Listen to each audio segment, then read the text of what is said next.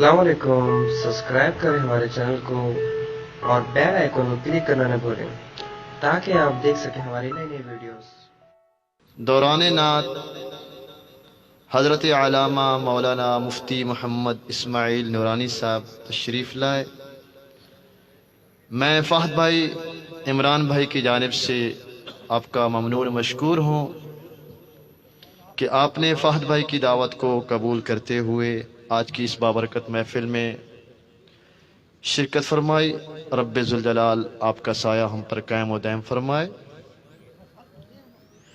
میں اس شعر کے ساتھ مفتی صاحب کو دعوت خطاب دوں گا کہ یا رسول اللہ، تجھے ایسا خالق نے طرح دار بنایا۔ یا رسول اللہ، تجھے ایسا خالق نے طرح دار بنایا۔ حضرت یوسف کو تیرا طالب دیدار بنایا۔ حضرت یوسف کو تیرا طالب دیدار بنایا۔ کونین بنائے گئے، کونین بنائے گئے سرکار کی خاطر، تمہیں کونین کی خاطر سرکار بنایا۔ یا رسول اللہ، کوئی کیا جانے جو تم ہو، خدا ہی جانے کیا تم ہو۔ یا رسول اللہ، کوئی کیا جانے جو تم ہو، خدا ہی جانے کیا تم ہو۔ تمہیں خدا تو کہہ نہیں سکتے مگر شان خدا تم ہو، اور نبیوں میں تم ایسے ہو کہ ختم الانبیاء تم ہو، اور حسینوں میں تم ایسے ہو کہ محبوب خدا تم ہو۔ میں نعروں کے ساتھ دعوت خطاب دوں گا جناب حضرت علامہ مولانا مفتی محمد اسماعیل نورانی صاحب کو۔ نعرہ تکبیر، ہاتھوں کو بلند کیجیے۔ نعرہ تکبیر، نعرہ رسالت، نعرہ رسالت، علماء اہل سنت۔ الحمد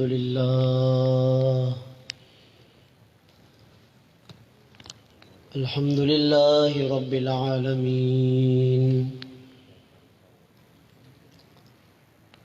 والصلاة والسلام على سید المرسلین۔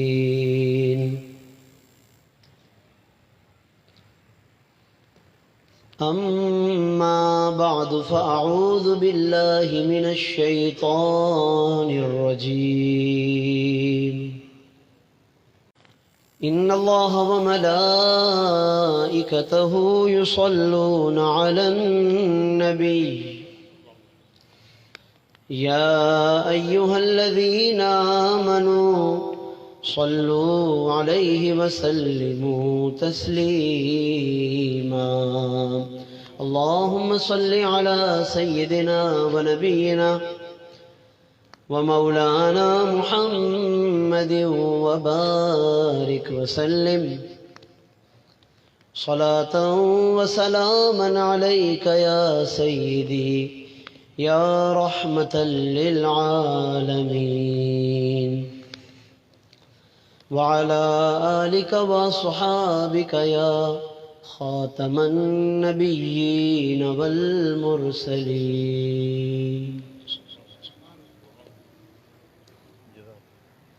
حمد و صلات کے بعد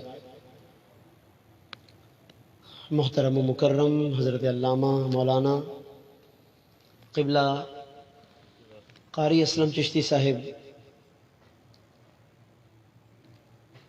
مد ظلہ العالی و دامت برکاتہ العالیہ،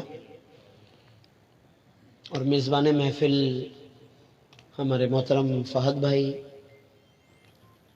اور ان کی دعوت پر آئے ہوئے تمام ہی حاضرین محفل،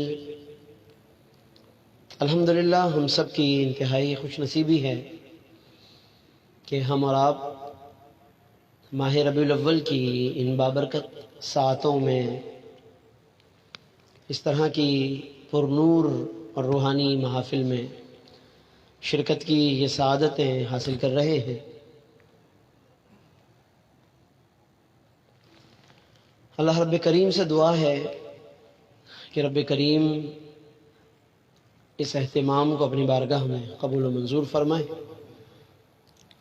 اور جو کچھ کے بیان کیا جائے ہم سب کو پروردگار اپنے فضل و کرم سے اس پر عمل کی توفیق مرحمت فرمائے۔ قرآن مجید فرقان حمید کی ایک مشہور و معروف آیت مبارکہ میں نے تلاوت کی ہے۔ لفظ مختصر ہیں، 3 لفظوں پر مشتمل یہ آیت مبارکہ ہے۔ وَرَفَعْنَا لَكَ ذِكْرَكَ، صرف 3 لفظ ہیں، لیکن کمال یہ ہے کہ انہی مختصر لفظوں کے ذریعے اللہ رب العالمین نے اپنے محبوب عقائد و جہاں حضرت محمد مصطفیٰ صلی اللہ علیہ وسلم کی وہ شان و عظمت اس میں اللہ نے بیان فرما دی ہے، وہ شان و عظمت اللہ نے اس میں جمع فرما دی ہے 3 لفظوں میں، کہ جب سے یہ الفاظ نازل ہوئے ہیں اس وقت سے لے کر آج تک تشریح ہو رہی ہے۔ یعنی جب سے یہ لفظ اترے ہیں حضور پر، اب تو کم و بیش 1400 سال تو کنفرم ہو چکے ہیں، اور یہ معمولی عرصہ نہیں ہے، 1400 سال ہو چکے ہیں اس آیت مبارکہ کے نزول کو،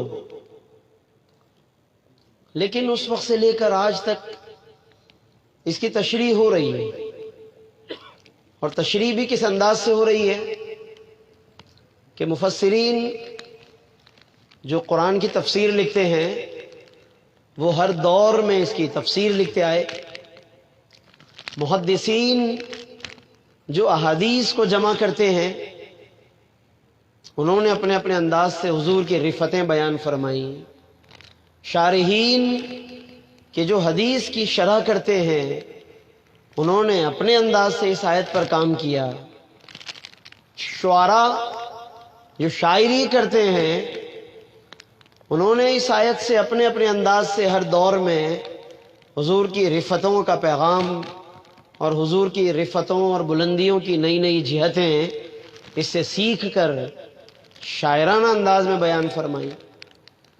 لیکن اس سے اگلی بات یہ ہے کہ آج تک اس وقت سے آج تک بیان ہو رہا ہے، سب بیان کر رہے ہیں، لیکن کمال یہ ہے کہ اس کے باوجود کوئی بھی یہ دعویٰ نہیں کر سکتا کہ اب اس کی تشریح مکمل ہو گئی ہے، اب ہم فارغ ہو گئے ہیں، 1400 سال بہت ہوتے ہیں، اب تشریح ختم ہو گئی ہے۔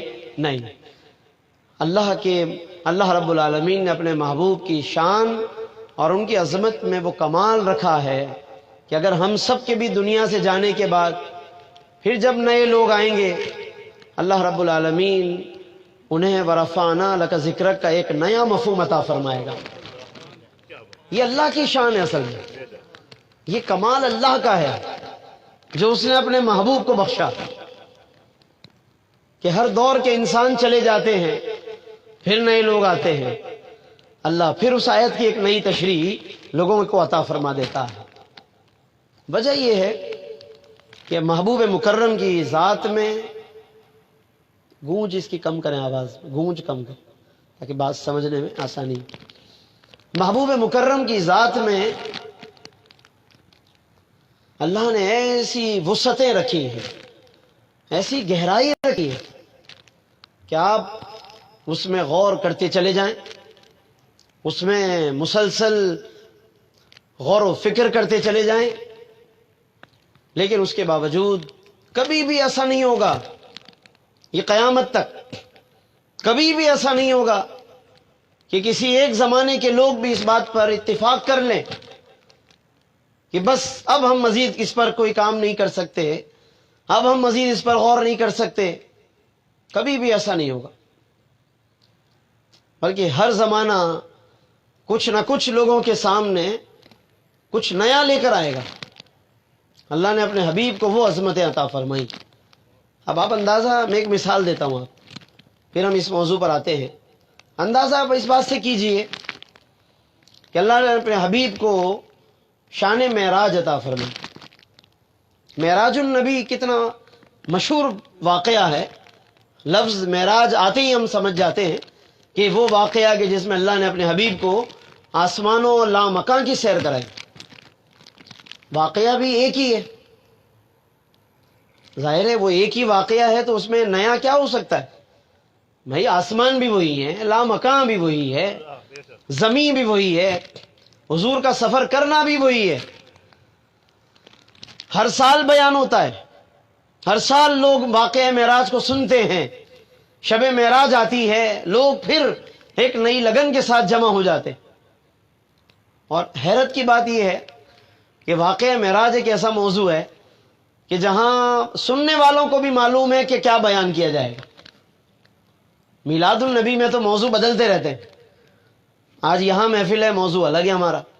کل اسلم بھائی کے گھر ہم جمع تھے، بات کا آغاز ہی کچھ اور تھا، وہاں بات الگ تھی. اسی طرح اور بھی علماء جب بیان کرتے ہیں بات الگ ہوتی. میلاد النبی میں موضوعات الگ الگ ہیں، لیکن معراج کے موقع پر آپ کیا کریں گے؟ وہاں تو شب معراج ہے، واقعہ معراج ایک ہی ہے. ایسا نہیں کہ جناب سال بدلنے سے واقعہ معراج بدل جائے، وہ تو ہو چکا ایک دفعہ. حضور نے آسمانوں کی لامکاں کی سیر کی، نمازیں لے کر آئے اور لوگوں کو نماز عطا فرمائی. یہی واقعہ معراج، اللہ کا دیدار کیا. اس میں اور نیا کیا ہوگا؟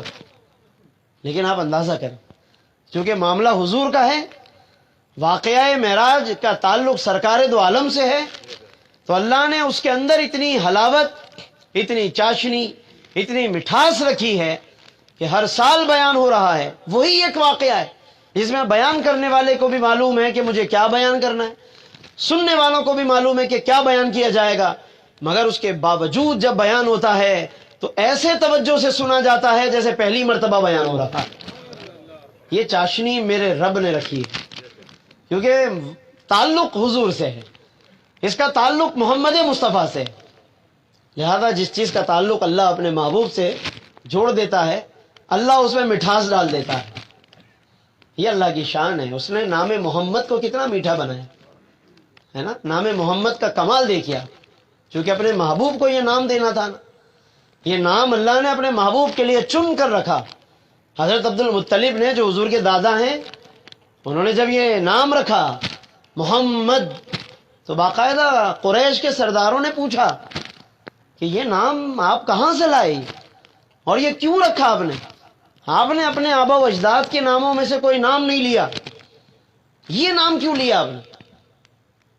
اس کا مطلب یہ ہے کہ یہ نام اس سے پہلے نہیں تھا، سوائے اس کے کہ حضور علیہ السلام کے ہی زمانے میں ان چند بچوں کی جن کی اس زمانے میں ولادت ہوئی، تو کچھ عورتوں نے یہ نام رکھا، کیونکہ کتابوں میں بشارت موجود تھی، یہ سوچ کر کہ شاید ہمارے ہاں نبوت آ جائے، ہمارے گھر میں کوئی نبی ہو جائے، یہ اس تمنا کے تحت.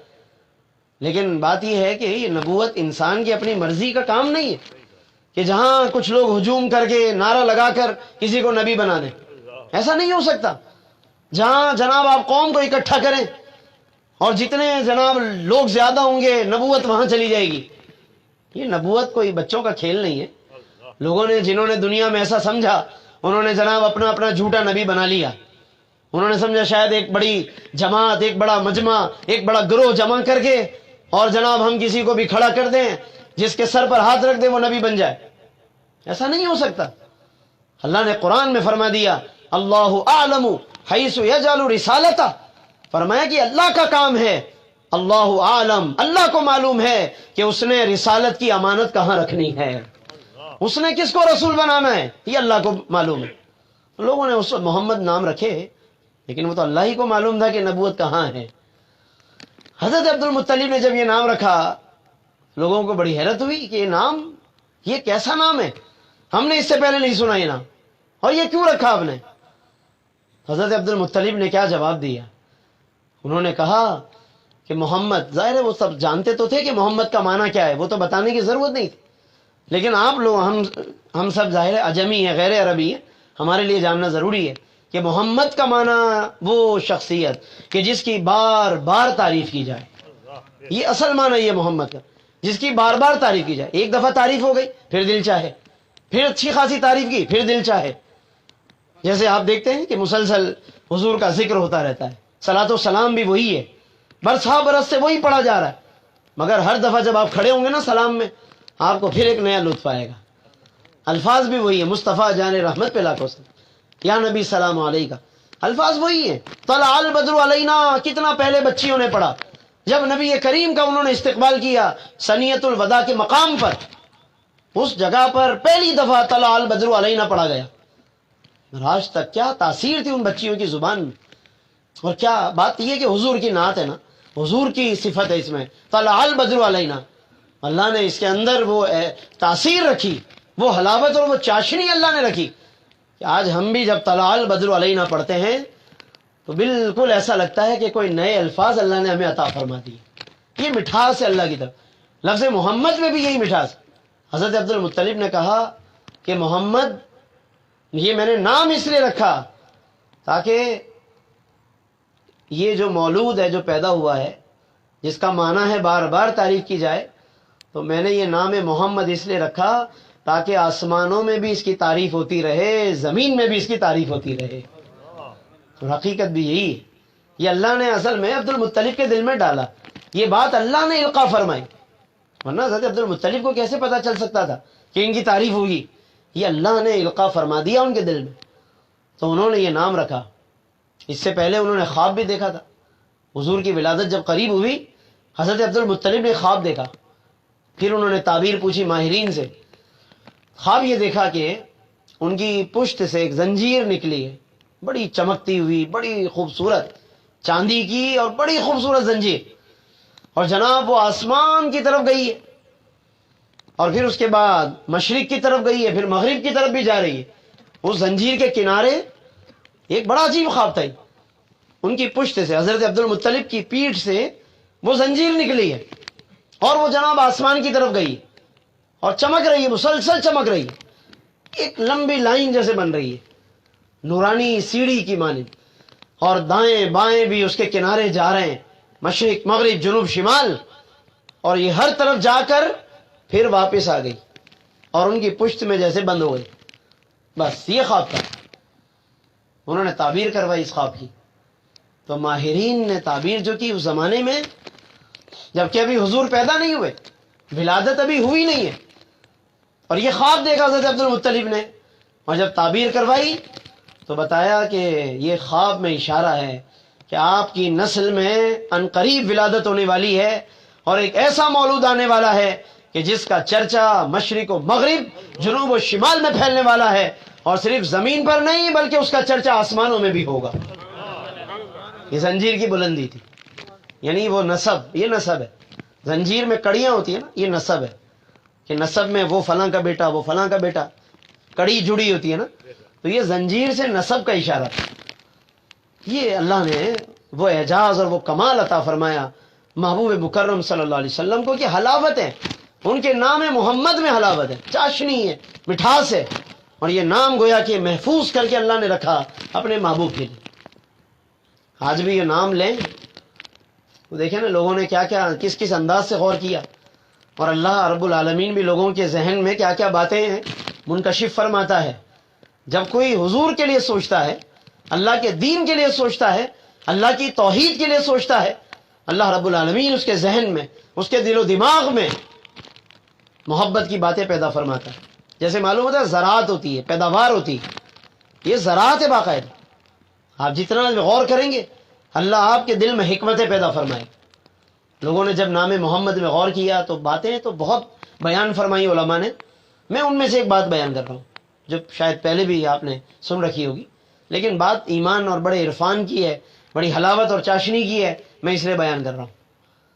کیا خوبصورت بات فرمائی. فرمایا کہ لفظ محمد میں یہ کمال اللہ نے رکھا کہ جب آپ یہ نام لیتے ہیں نا تو یہ کمال یہ ہے کہ نام لیتے ہی جب میم ادا کرتے ہیں، محمد میم سے شروع ہوتا ہے، تو آپ کا ایک ہونٹ دوسرے ہونٹ کو چوم لیتا ہے. یہ پیار نہیں تو اور کیا ہے. یہ مٹھاس ہے، نام کی چاشنی ہے یہ. اور ایک دفعہ نہیں، دو دفعہ ہے. پہلا میم، پھر ایک اور میم آ رہا ہے، محمد. یعنی جب آپ شروع کرتے ہیں تب بھی ہونٹ آپس میں مل جاتے ہیں، پھر دوبارہ میم آتا ہے، پھر ہونٹ مل جاتے ہیں. اور میں اکثر اس کو بڑے ایک مناسب لفظوں میں کہا کرتا ہوں محافل میں کہ ہمارے بہت سے دوستوں کو اعتراض ہوتا ہے انگوٹھے چومنے پر.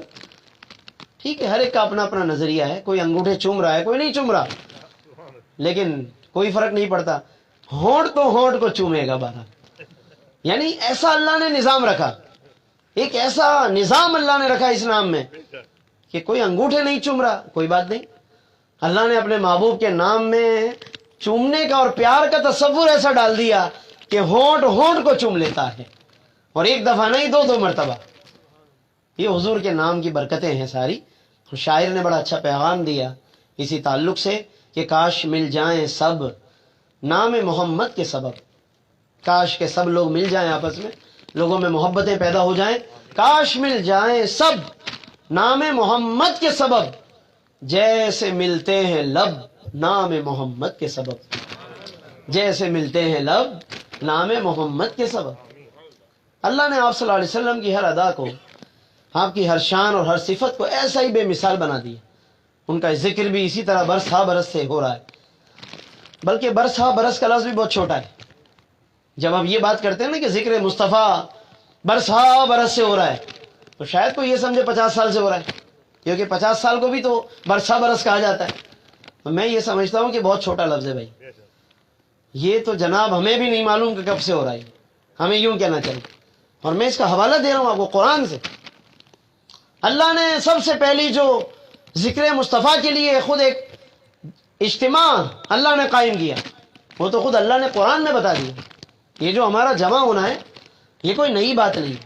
بہت سے لوگ کہتے ہیں، سوچتے ہیں کہ بھائی یہ کہاں سے شروع کر دیا آپ لوگوں نے. یہ جمع ہونا، یہ سارا جناب انداز اور یہ محبت اور یہ ذکر اور یہ اس طرح لوگوں کا جھمگٹ لگانا مصطفیٰ کے لیے لگایا گیا، اور کسی انسان نے نہیں بلکہ خود رب نے وہ اجتماع کی. وہ رب نے کیا ہے. قرآن سورہ آل عمران 3 پارہ، سورہ آل عمران آیت نمبر 81 نمبر آیت ہے.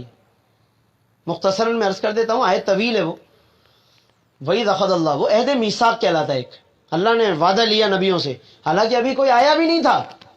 اللہ نے عالم ارواح میں روحوں کو جمع کر کے، نبیوں کی روحوں کو جمع کر کے اللہ نے ذکر مصطفیٰ کیا. قرآن کہہ رہا ہے وَإِذْ أَخَذَ اللَّهُ مِيثَاقَ النَّبِيِّينَ، کہ یاد کرو وہ وقت کہ جب اللہ نے نبیوں سے پختہ وعدہ لیا. کیا وعدہ لیا؟ لما میثاق کہتے ہیں پختہ وعدے. وَإِذْ أَخَذَ اللَّهُ مِيثَاقَ النَّبِيِّينَ، نبیوں سے پکا وعدہ لیا. وعدہ کیا تھا؟ اب وہ اللہ اس کا بیان کر رہا ہے. لما آتیتکم من کتاب، 3 پارہ سورہ آل عمران. لما آتیتکم من کتاب و حکمہ، اے میرے رسولو جب میں تمہیں کتاب و حکمت عطا کروں، نبوت عطا کروں. اس کا مطلب ہے ابھی نبی بنے نہیں ہے. وہ یہ اشارہ مل گیا کہ ابھی اس وقت اللہ نے جمع کیا کہ جب ابھی انہیں بھیجا نہیں گیا، ابھی انہیں کتاب ملی نہیں، ابھی انہیں نبوت دی نہیں. لما آتیتکم، جب میں عطا کروں، من کتاب و حکمہ، کتاب و حکمت تمام رسولوں کو فرمایا جا رہا ہے. اس کے بعد اگلا جملہ دیکھیے، اللہ فرماتا ہے ثم جاءکم رسول، پھر تمہارے پاس ایک رسول آ جائے. کس سے کہا جا رہا ہے؟ رسولوں سے، نبیوں سے کہا جا رہا ہے، رسولوں سے کہا جا رہا ہے. ثم جاءکم رسول، پھر ایک رسول آ جائے تمہارے پاس. گویا اشارہ دے دیا کہ تمہارا سب کا جب معاملہ نبوت کا ہو جائے گا، ثم جاءکم، پھر ایک آنے والا آئے گا، تو گویا بتا دیا کہ وہ آنے والا پھر خاتم النبیین بن کر آئے گا. گویا اس پہلی محفل میں اللہ نے ذکر مصطفیٰ بھی کر دیا اور ختم نبوت بھی بیان فرما دیا. یہ ختم نبوت اتنا اہم عقیدہ ہے کہ اللہ پہلی محفل میں یہ بیان کر رہا ہے، اپنے محبوب کی شان ختم نبوت کے ساتھ بیان کر رہا ہے. ثم جاءکم رسول، پھر ایک رسول آ جائے تمہارے پاس، مصدق لما معکم، اور تمہاری نبوتوں کی تصدیق کرنے والا ہو. کیا شان ہے اللہ کے نبی کی. یہ امام الانبیاء ہونے کا مقام ہے، اور یہ اشارہ ہے، پورا اشارہ ہے کہ وہ آنے والا آئے گا، تم سب کے بعد آئے گا، امام الانبیاء بن کر آئے گا، تصدیق کرنے والا بن کر آئے گا، مصدق لما معکم، تو تم سب نے کیا کرنا ہے؟ اللہ نے یہ بھی بتا دیا لتؤمنن بہ ولتنصرن، تم سب نے اس نبی پر ایمان لانا ہے، اس کے مشن کی مدد کرنی ہے۔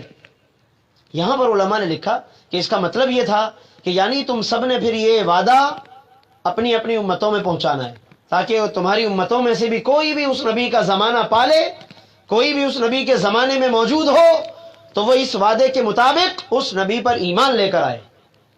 جیسے یہود و نصارہ نے وہ زمانہ پایا مدینہ منورہ کے اندر، جب حضور ہجرت کر کے تشریف لائے، یہود و نصارہ نے وہ زمانہ پایا، اس وعدے کے مطابق ان پر واجب تھا، لازم تھا کہ وہ سرکار پر ایمان لے کر آتے، لیکن وہ ایمان نہیں لائے۔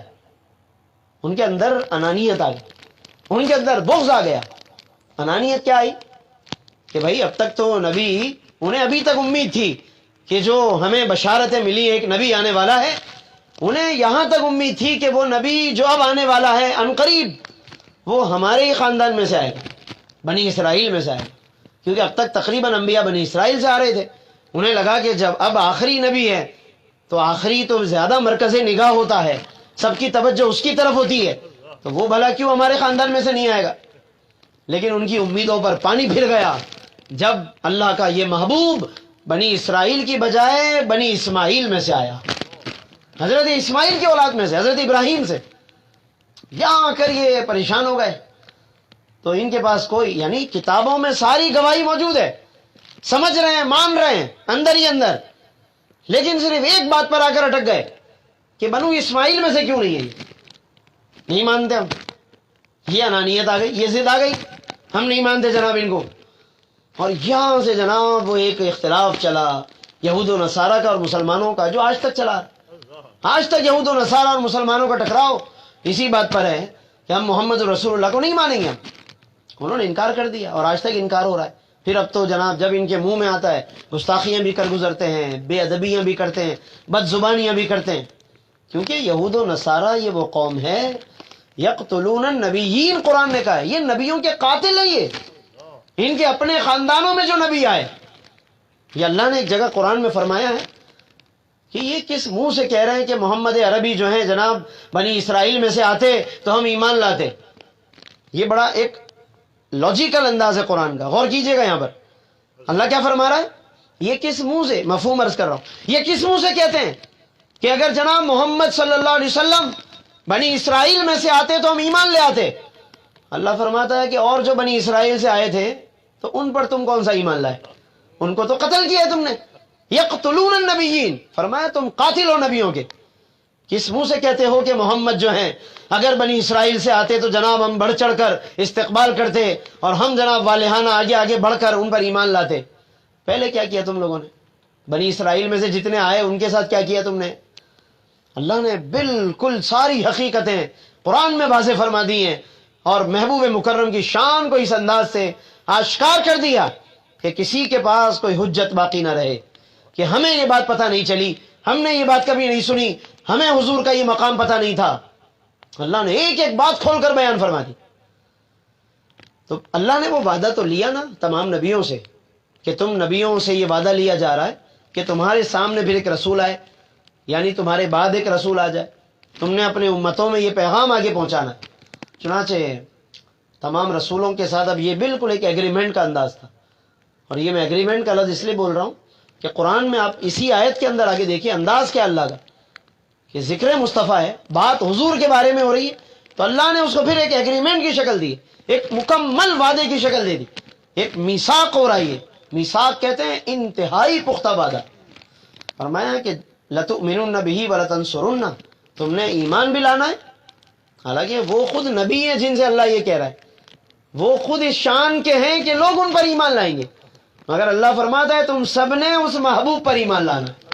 یہ ہے مرکز ایمان، جو آج کہا جاتا ہے نا کہ رسول پاک مرکز ایمان ہے، رسول پاک ایمان کی بنیاد ہیں۔ اس کی وجہ ہی وہ اللہ تو قل هو اللہ بھی قل سے شروع کرتا ہے، وہ رب تو اپنی توحید بھی قل سے بیان کرتا ہے۔ قل، پیارے آپ کہو، هو اللہ احد، اللہ ایک ہے۔ اگر کوئی نبی کے وسیلے کو اگنور کرتا ہے، فراموش کرتا ہے، اللہ تک ڈائریکٹ پہنچنے کی بات کرتا ہے، تو پھر وہ سورہ اخلاص میں کیا کرے گا؟ پھر چاہیے کہ وہ قل کے بغیر پڑھے، ہو اللہ احد، وہ اللہ ایک ہے، ڈائریکٹ پہنچا اللہ تک۔ اللہ تو اپنے تک بھی پہنچنے کے لیے قل کا پل بناتا ہے۔ یہ قل ایک پل ہے اللہ تک پہنچنے کا، ایک ذریعہ ہے، یعنی ایک ذریعہ ہے۔ اللہ اپنی توحید ان کی زبان سے کہلواتا ہے۔ یہ محبت کا انداز دیکھیے، بات حضور کی توحید کی آتی ہے تو اللہ کہتا ہے، اللہ کی توحید کی آتی ہے، اللہ کہتا ہے پیارے آپ بیان کریں، میری توحید ہے نا، بیان آپ کریں۔ اور جب رسالت کی بات آتی ہے جو حضور کی ہے، اللہ کہتا ہے میں بیان کروں گا، انا ارسلناک، پیارے ہم نے آپ کو بھیجا ہے، شاہدن شاہد بنا کر، مبشرن مبشر بنا کر، نذیرن نذیر بنا کر، وداعیا الی اللہ داعی اللہ بنا کر۔ یعنی توحید ہماری ہوگی تو بیان آپ کریں گے، رسالت آپ کی ہوگی بیان میں کروں گا۔ یہ دو طرفہ محبت کے انداز ہے جناب۔ یعنی آپ قرآن کو اس انداز سے پڑھیے۔ میں اکثر محافل میں درود درس قرآن میں جہاں بھی ہوتا ہے، میں بعض اوقات جب یہ بات آ جاتی ہے میں کہتا ہوں کہ قرآن مجید کا مطالعہ اس انداز سے بھی کیا کریں، انداز محبت سے، نگاہ محبت سے کیجیے۔ آپ کو ایسی بڑی باریکیاں ملیں گی قرآن جو شاید ہم نے کبھی پہلے نہ سوچی ہو، کبھی نہ سنی ہو، کہ کیا قرآن میں یہ باتیں بھی ہیں۔ قرآن اس انداز سے بھی اپنے نبی کی شان و عظمت کو اجاگر کر رہا ہے۔ حیرت ہوگی پھر آپ، بہت سی آیتوں پر آپ دم بخود رہ جائیں گے، حیران ہو جائیں گے، اور پھر دل کے اندر وہ خود بخود ایک کیفیت پیدا ہوگی اللہ کے نبی کی محبت کی۔ میں آپ کو ایک مثال دیتا ہوں ضمناً، پھر آتا ہوں اسی آیت پر جو میثاق والی بات چل رہی ہے، میں اسی پر آ رہا ہوں، لیکن ضمناً جو بات آ گئی میں اسی کو واضح کر دوں کہ قرآن کا اس انداز سے مطالعہ کیجیے، آپ انداز محبت سے پڑھیے قرآن، ہدایت بھی ملے گی اور محبت رسول بھی آئے گی، دل میں خود بخود تعظیم رسول کا جذبہ پیدا ہوگا، اور آپ کے اندر اگر کسی بھی قسم کی کوئی غلط فہمی ہے وہ دور ہو جائے گی۔ یہ قرآن کا اعجاز ہے۔ قرآن نازل ہی اللہ رب العالمین نے اسی مقصد کے لیے کیا کہ لوگ پہچانیں اللہ کی توحید کو اور نبی کی رسالت کو پہچانیں، مقصد یہی ہے قرآن۔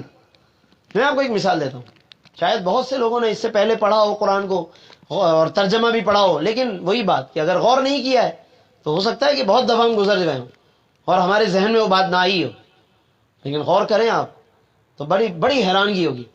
سورہ طٰہٰ قرآن میں ایک سورت ہے، بڑی مشہور سورت ہے، 16واں پارہ، جس میں پہلے شروع میں سورہ مریم ہے، پھر آگے دوسرا جو سیکنڈ ہاف ہے سورہ 16ویں پارے کا، اس میں سورہ طٰہٰ ہے پوری، پھر اسی پہ پارہ ختم ہوتا ہے۔ سورہ طٰہٰ میں دو آیتیں بڑی حیرت انگیز ہیں، ایک میں حضرت موسیٰ کا ذکر ہے اور ایک میں حضور علیہ السلام کا ذکر ہے۔ حضرت موسیٰ علیہ السلام، جس آیت میں حضرت موسیٰ علیہ السلام کا ذکر ہے تو وہاں پر حضرت موسیٰ علیہ السلام خود عرض کر رہے ہیں، حضرت موسیٰ خود عرض کر رہے ہیں کہ وَعَجِلْتُ إِلَيْكَ رَبِّ لِتَرْضَىٰ، سورہ طٰہٰ 16واں پارہ، یہ آپ دیکھ لیجئے گا۔ حضرت موسیٰ یہ بات کر رہے ہیں، اللہ کی بارگاہ میں حاضر ہو رہے ہیں، اور کیا کہہ رہے ہیں؟ وَعَجِلْتُ إِلَيْكَ رَبِّ، اے میرے رب میں تیری بارگاہ میں جلدی جلدی حاضر ہوا ہوں۔ عجلت، عجلت کہتے ہیں جلدی کو، عجلت اردو میں آپ نے سنا ہوگا۔ وَعَجِلْتُ إِلَيْكَ رَبِّ، اے میرے رب میں جلدی جلدی تیری بارگاہ میں آیا ہوں، لِتَرْضَىٰ، تاکہ تو راضی ہو جائے مجھ سے۔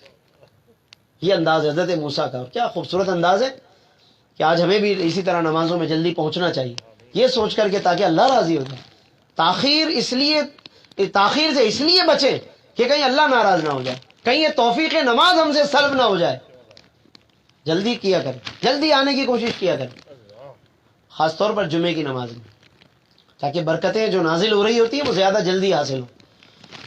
حضرت موسیٰ کہتے ہیں وَعَجِلْتُ إِلَيْكَ رَبِّ لِتَرْضَىٰ، اے میرے رب میں جلدی جلدی آیا ہوں تاکہ تو راضی ہو جائے۔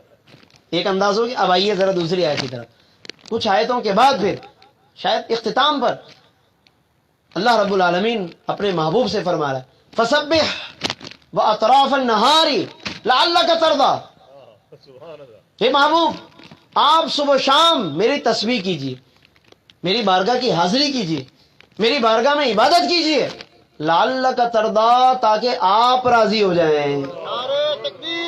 اللہ اکبر، یا رسول اللہ، آپ نے غور کیا؟ حضرت موسیٰ کہہ رہے ہیں رب میں اس لیے حاضر ہوا ہوں لعلک ترضیٰ، تاکہ پروردگار تو راضی ہو جائے۔ اور جب باری آئی مصطفیٰ کریم کی، اللہ فرماتا ہے پیارے مصطفیٰ آپ عبادت اس لیے کریں کہ آپ راضی ہو جائیں۔ حالانکہ عبادت تو اللہ کے لیے ہوتی ہے نا، مگر انداز بیان بالکل الگ ہے. آیتیں ان کے لفظ الگ الگ ہیں، معنی و مفہوم بھی بالکل الگ الگ ہے. یہ مقام مصطفیٰ نہیں تو اور کیا ہے، یہ بالکل واضح ہے یہ بات. تو قرآن مجید کا انداز جب مصطفیٰ کریم کی بات آتی ہے بالکل الگ ہوتا ہے. وہاں پر اللہ فرماتا ہے اے نبیو تم سے پکا وعدہ لے رہا ہوں کہ تم نے آگے چل کر اس نبی کا ساتھ دینا ہے، ایمان لانا ہے. اس کے بعد یہ ایگریمنٹ کا ایک لفظ میں نے استعمال کیا تھا نا. اللہ فرماتا ہے قال اقررتم، اے نبیو کیا تم نے اقرار کرتے ہو، کیا تم اقرار کرتے ہو، اقررتم کیا یہ وعدے پر اقرار کرتے ہو. حالانکہ نبیوں سے بھلا کم ممکن کہ وہ اللہ کے ساتھ اقرار نہ کریں، مگر یہ انداز ہے، یہ حضور کی عزت و عظمت کو بیان کرنے کا ایک انداز ہے. یہ پیارے مصطفیٰ ہم نے آپ کے لیے اتنی تاکیدیں کروائی ہیں، ہم نے آپ کے لیے اتنی تاکید کروائی اس وعدے کے اندر. اقررتم، ہے نبیو بتاؤ کیا تم اقرار کرتے. وَأَخَذْتُمْ عَلَى ذَلِكُمْ إِصْرِي، اور یہ میرا ایک بھاری امان اور امانت اور ذمہ داری اپنے آپ پر اٹھاتے ہو. قالوا، وہ سب کہتے اقررنا، جمع متکلم کا صیغہ ہے، باب افعال سے. ہمارے اسد بھائی ماشاءاللہ درس نظامی پڑھتے ہیں تو اس لیے میں نے ان کی طرف دیکھ کر یہ ایک خاص گرامر کا یہ لفظ ہے جو میں نے استعمال کیا، جمع متکلم کا لفظ ہے اقررنا، جس کا مطلب ہے ہاں ہاں ہم اقرار کرتے ہیں. ابھی بھی بات ختم نہیں ہوئی، اس کے آگے ایک اور بڑی بات آ رہی. قال، اللہ فرماتا ہے فشہدوا، گواہ رہنا اس بات پر. دیکھیں پہلے فرمایا اقرار کرتے ہو، کہتے جی جی بالکل اقرار کرتے ہیں. اس کے بعد اللہ فرما رہا ہے فشہدوا، گواہ رہنا. ابھی بھی بات پوری نہیں ہوئی، اس سے بھی بڑی بات آ رہی ہے آگے. اللہ فرماتا ہے وَأَنَا مَعَكُم مِّنَ الشَّاهِدِينَ، اور میں خود تمہارے ساتھ گواہوں میں شامل ہوں، میں رب ہو کر گواہوں میں ہوں. حالانکہ وہ خدا ہے، وہ پاک ہے ان باتوں سے کہ وہ کسی کا گواہ بنے. گواہ اللہ رب العالمین بے شک پوری کائنات کا گواہ ہے، لیکن اس انداز سے اس کا کہنا کہ وَأَنَا، اور میں مَعَكُم تمہارے ساتھ مِّنَ الشَّاهِدِينَ گواہوں میں سے ہوں، یہ انداز رب نے کتنی محبت سے اختیار کیا. کیوں معلوم ہے؟ کیونکہ گویا اشارہ دے دیا کہ اگر معاملہ محمد مصطفیٰ کا ہو تو رب وہاں گواہ بننا بھی پسند فرماتا ہے. بات اگر حضور کی ہو تو اللہ گواہ بننا بھی پسند فرما لیتا ہے. اور گواہ کہتے ہیں موجود کو، حاضر کو. اسی طرح ہم کہتے ہیں کہ محفل اگر حضور کی ہو تو وہاں ہمیں بھی موجود ہونا پسند ہونا چاہیے. اللہ نے وہاں گواہ بننا پسند کیا کیونکہ بات حضور کی تھی، لہذا اگر محفل حضور کی ہو، نسبت حضور کی ہو تو ہمیں بھی وہاں ہونا چاہیے، کسی قسم کے تردد کے بغیر، کسی قسم کے اختلاف کے بغیر. آج اگر امت اس انداز سے سوچے نا تو یقیناً بہت اچھا پیغام ہوگا یہ ہماری طرف سے غیر مسلم کے لیے، مغربی دنیا کے لیے، فرانس کے لیے. اگر آج امت مسلمہ اس نقطہ نظر پر جمع ہو جائے، آپس کے اختلافات کو اس بنیاد پر ختم کر دے کہ اگر جناب بات اگر حضور کی ہے تو چلیں ٹھیک ہے، بس کوئی بات نہیں، کوئی بات. اللہ نے یہی انداز اپنایا نا، وَأَنَا مَعَكُم مِّنَ الشَّاهِدِينَ، میں تمہارے ساتھ گواہوں میں ہوں کیونکہ معاملہ حضور کا ہے. مگر آج امت اس انداز سے سوچنے لگ جائے کہ چونکہ یہ سلام جو پڑھا جا رہا ہے چونکہ حضور پر ہے میں اس کے ساتھ ہوں، چونکہ یہ محفل سرکار کے نام پر ہے میں اس کے ساتھ ہوں. یعنی یہ سوچنے کا انداز اگر ہم بنا لیں تو یقیناً یہ بہت بڑی سعادت ہوگی ہمارے لیے. آپ دیکھیں نا اللہ نے کائنات کے اندر ایسی مثالیں اسی لیے قائم فرمائیں تاکہ لوگ سیکھیں ان باتوں سے. کائنات کے اندر آپ دیکھیے کہ شجر و حجر سے اللہ نے کلمہ پڑھوایا، حضور کا کلمہ پڑھوایا، حضور پر سلام پڑھوایا. شجر و حجر، درختوں سے، پتھروں سے، یہ اللہ نے کلمے کیوں پڑھوائے؟ تاکہ لوگ اس بات کو سمجھ لیں کہ یہ وہ ذکر ہے کہ جس کا ذمہ لیا ہے خود خالق جہان. حضرت خالد محمود فرماتے ہیں یہ وہ ذکر ہے جس کا ذمہ لیا ہے خود خالق جہان ہے. ہم آج ہیں کل یہاں نہ ہوں گے مگر یہ محفل سجی رہے گی، یہ عظمتوں کے سلسلے چلتے رہیں گے. تو اللہ نے وَرَفَعْنَا لَكَ ذِكْرَكَ کا وعدہ اس لیے فرمایا تھا. تو میں نے درمیان میں ایک سوال کیا تھا، یہ اس کا جواب تھا. اصل میں سوال یہ تھا کہ یہ سب کہاں سے چل رہا ہے بھائی، یہ جمع ہونا، یہ ذکر کرنا، یہ کہاں سے شروع ہوا؟ تو میں نے سال ہا سال ایک لفظ بولا تھا، پھر میں نے خود ہی کہا کہ وہ بہت چھوٹا لفظ ہے. اب آپ اندازہ کر لینا عالم ارواح جب ابھی کوئی پیدا نہیں ہوا اس وقت سے سلسلہ شروع ہو گیا، تو پھر سال ہا سال کتنا چھوٹا لفظ ہے. جب کچھ نہ تھا تب بھی اللہ نے اپنے محبوب کا ذکر فرمایا. اور میں یہاں پر ایک اور بات، بڑی اہم بات عرض کرتا چلوں، پھر آگے آ رہا ہوں ورفعنا لک ذکرک کی طرف. بڑی اہم بات اور آپ کو یقیناً اس سے بڑا ایک ایمانی لطف آئے گا کہ یہ جو تمام نبیوں کو عالم ارواح میں جمع کر کے اللہ نے یہ عہد میثاق لیا، وعدہ لیا، تو کم از کم کم و بیش کی تعداد کے ساتھ 1,24,000 تو ہیں نا نبی، 1,24,000 نبی تو ہیں. تو ان 1,24,000 نے اللہ سے اس وعدے اور ایگریمنٹ کے بعد اپنی اپنی امتوں میں جانے کے بعد حضور کا ذکر تو کیا ہوگا نا. تو حضور کے آنے سے پہلے کم و بیش 1,24,000 دفعہ ذکر مصطفیٰ ہوا. یہ اس کا لازمی نتیجہ بتا رہا ہوں میں کہ اللہ نے جب وعدہ لے لیا کہ رسولوں تم نے یہ کرنا ہے، تو انہوں نے آگے اپنی امتوں میں وصیت تو کی ہوگی نا کہ ایک رسول آنے والا ہے. تو کم و بیش 1,24,000 پیغمبر ہیں اگر، اور انہوں نے ایک ایک دفعہ بھی اگر حضور کا ذکر کیا ہو، ایک ایک دفعہ، یہ ہم کم سے کم مان رہے ہیں، یہ ہم خود ہی کم سے کم فرض کر رہے ہیں کہ ہر نبی اور رسول نے ایک دفعہ بھی اگر ذکر مصطفیٰ کیا ہے تو 1,24,000 مرتبہ حضور کے آنے سے پہلے ذکر اس زمین پر ہو چکا ہے. آنے کے بعد کا تو چھوڑ دیجیے آپ، آنے کے بعد تو پھر ہم سب کا یہ ذکر کرنا شامل ہی ہے، قیامت تک چلتا رہے گا. یہ تو میں وہ عرض کر رہا ہوں جو آنے سے پہلے ہوا ہے، اور یہ تو ہم فرض کر رہے ہیں کہ ایک ایک دفعہ اگر انہوں نے کیا ہو. ورنہ میں آپ کو قرآن سے ہی بتا دوں کہ انہوں نے اشارہ موجود ہے قرآن کہ انہوں نے ایک دفعہ نہیں کتنی مرتبہ ذکر کیا اپنی امتوں میں محبوب مکرم کا. قرآن میں موجود ہے کہ انہوں نے اتنی مرتبہ ذکر کیا کہ لوگوں کے دلوں میں، یہ میں مفہوم پہلے بتا رہا ہوں پھر آیت پڑھوں گا، انہوں نے اتنی مرتبہ ذکر کیا کہ لوگوں کے دلوں میں باقاعدہ حضور کی محبت بٹھا دی. حضور کی محبت آنے سے پہلے لوگوں کے دلوں میں بیٹھ گئی، اور اتنی محبت بیٹھ گئی کہ ان لوگوں کو جب اپنی کسی دشمن سے جنگ کرنے کی نوبت آتی تو وہ باقاعدہ جنگ سے پہلے حضور پرنور صلی اللہ علیہ وسلم کے وسیلے سے اللہ کی بارگاہ میں فتح کی دعائیں کیا کرتے تھے. اتنی محبت بٹھا دی ان نبیوں نے. تو کیا کوئی کہہ سکتا ہے کہ انہوں نے ایک دفعہ ذکر کیا ہوگا حضور کا؟ ایک دفعہ سے یہ ہوتا ہے؟ انہوں نے بار بار اس کا مطلب ذکر کیا. اس لیے میں نے عرض کیا کہ وہ ہم فرض کر رہے ہیں کہ ایک دفعہ بھی اگر ذکر کیا ہو تو 1,24,000 مرتبہ، ورنہ ایک دفعہ نہیں. انہوں نے نہ جانے کتنی دفعہ اپنی قوم میں آقا دو جہاں کا ذکر کیا. اتنا ذکر کیا کہ اب قرآن کہتا ہے وَكَانُوا مِن قَبْلُ يَسْتَفْتِحُونَ عَلَى الَّذِينَ كَفَرُوا، کہ وہ لوگ اس نبی کے آنے سے پہلے، من قبل کا مطلب ہے حضور کے آنے سے پہلے، یستفتحون، فتح کی دعائیں کیا کرتے تھے. اس نبی کے وسیلے سے فتح کی دعائیں کرتے تھے. یا اللہ، یہ باقاعدہ روایتیں موجود ہیں اس پر. اس آیت کی تفسیر پڑھیے گا ذرا، دیکھیے گا سورہ بقرہ پہلا پارہ. وہ باقاعدہ کہتے تھے وہ پچھلی قوم کے لوگ، یا اللہ ہمیں جو جنگ درپیش ہے دشمن سے، یا اللہ ہم تیرے اس نبی کے وسیلے سے جو آنے والا ہے، یا اللہ اس کے وسیلے سے ریکویسٹ ہے، دعا ہے تو ہمیں ہمارے دشمن میں فتح عطا فرما دے. اور اللہ انہیں فتح عطا فرما دیتا تھا.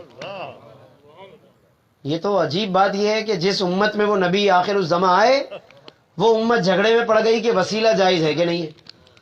یعنی پچھلے لوگوں نے کما لیا، پچھلے لوگوں نے اس نبی کے وسیلے پیش کر کے اللہ سے جنگوں میں فتح حاصل کر لی، اور جس امت کے لیے اس نبی کو بھیجا وہ امت آج تک طے ہی نہیں کر پا رہی کہ یہ وسیلہ ٹھیک ہے کہ نہیں ہے. یہ امت ابھی تک اس جھگڑے سے نہیں نکل پا رہی. کتنی عجیب بات ہے. ہمیں سیکھنا چاہیے، پچھلی امتوں سے سیکھ لیں کہ یہ کوئی ایسی بڑی بات نہیں ہے. وسیلہ پیش کرنے میں کیا مسئلہ ہے، کیا پرابلم ہے؟ وسیلے کا مطلب ہی یہی ہے کہ یہ دلانے والے ہیں، یہ دلانے والے ہیں. وسیلے کا مطلب کیا ہے؟ یہ دلائیں گے، اور دینے والا اللہ ہے. تو یہ تو خود بخود وسیلے کا مفہوم یہی ہے کہ دینے والا اللہ ہے، یہ دلانے والے ہیں. تو اس میں کوئی شرک کی بات نہیں. شرک کب ہوتا ہے دوستو؟ شرک تب ہوتا ہے کہ جب آپ اس وسیلے کا مفہوم یا تو غلط مفہوم لے لیں، یا خدا نخواستہ یہ کہیں کہ بس اب ہول سول یہی ہیں، ذاتی طور پر بغیر کسی کی عطا کے یہ دینے والے ہیں، اللہ کی عطا کے بغیر دینے والے ہیں. یہ شرک ہے، یہ بالکل شرک ہے. اور ایسا تو کوئی بھی قائل نہیں ہے، نہ کوئی صاحب ایمان ایسا عقیدہ رکھے گا اپنے دل میں کہ جناب اللہ کی عطا کے بغیر حضور دے دیں گے. کیسے ہو سکتا ہے؟ ایک مسلمان چھوٹے سے چھوٹا کوئی بندہ بھی ہو تو وہ اس بات کو سمجھ سکتا ہے کہ ایسی کوئی بات نہیں. وسیلے کا مفہوم یہی ہے کہ دینے والا اللہ ہے، یہ دلانے والے ہیں. ہاں اگر یہ خود بھی دے رہے ہیں تو اللہ کی عطا سے ہی دے رہے ہیں، ایسی کوئی اس میں بات نہیں.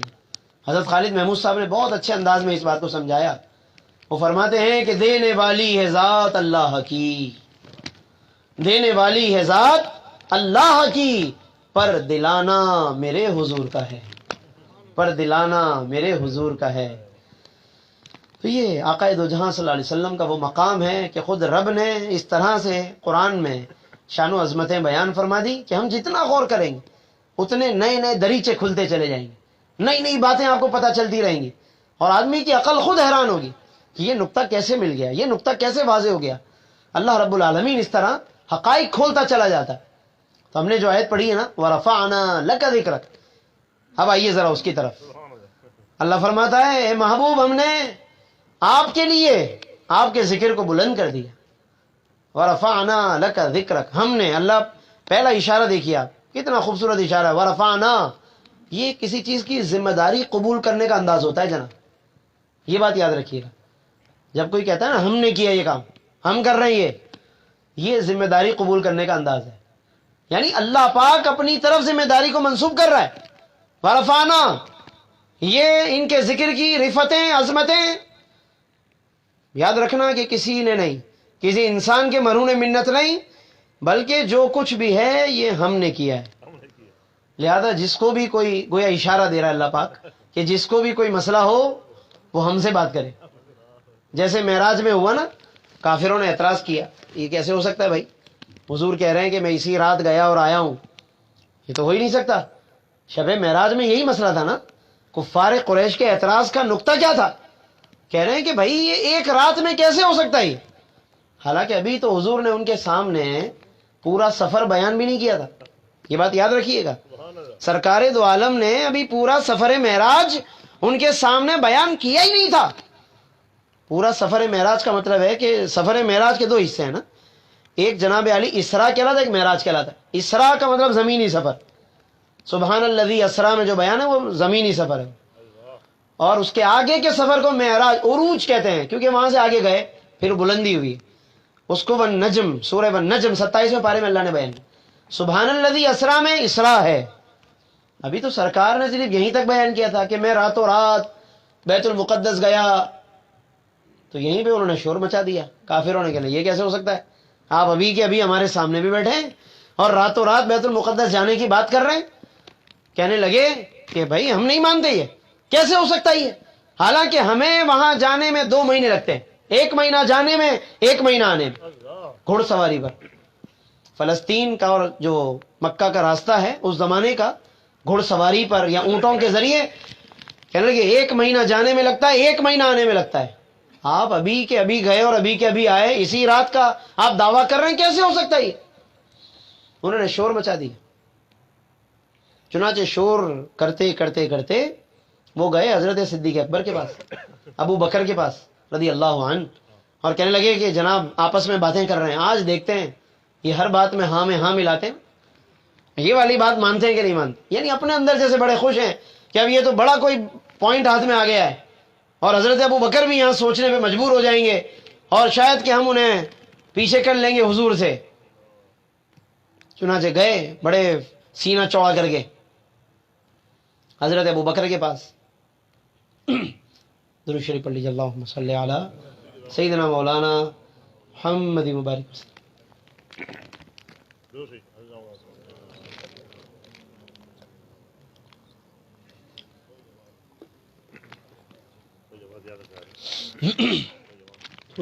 صلو علی الحبیب اللہم صلی علی سیدنا مولانا محمد مبارک وسلم۔